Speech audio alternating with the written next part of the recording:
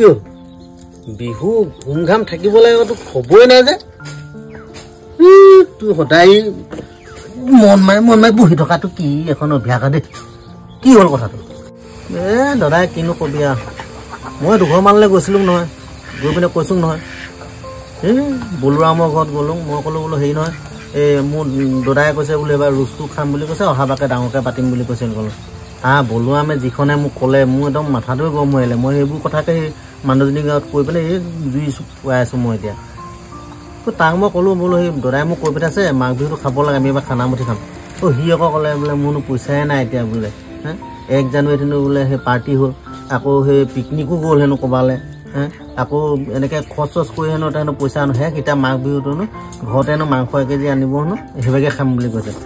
বোলে আমি মাংসনো ক'ত আমাৰ ল'ৰা ছোৱালীয়ে নাখায় বোলে 1 কেজি মাংসই বোলে আনিলে বোলে আমাৰ আগত ঢেৰ হৈ যাব বোলে তাতনো কেইডোখৰ পাম নো কৈছে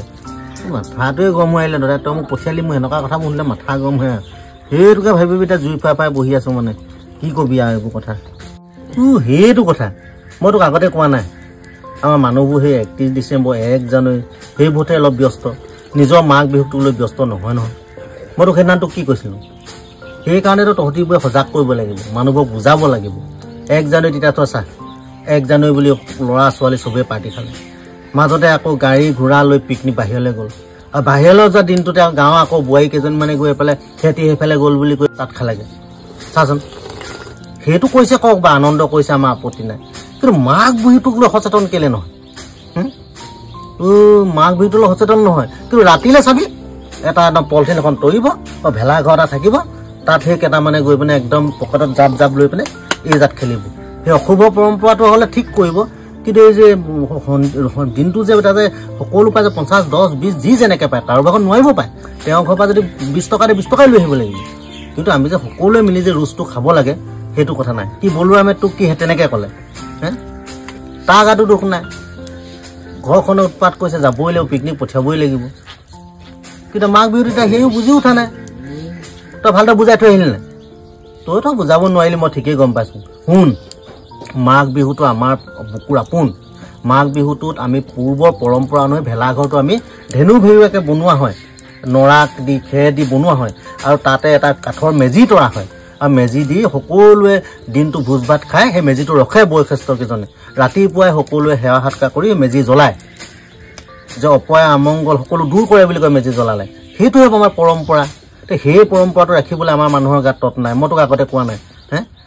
মাঘ বিহুটো পাতিবলৈ হ'লে এতিয়া কোনো নোলায় সেই ৰাতিপুৱাই কি বুলি কয় কোনো কালেকশ্যন কোনো ওলাই নাহে সেই বয়োজ্যেষ্ঠকেইটা ওলাই নাহিলে গাঁওখনত একোডালেই নহয় তই চিন্তা নকৰিবি এটা কাম কৰিবি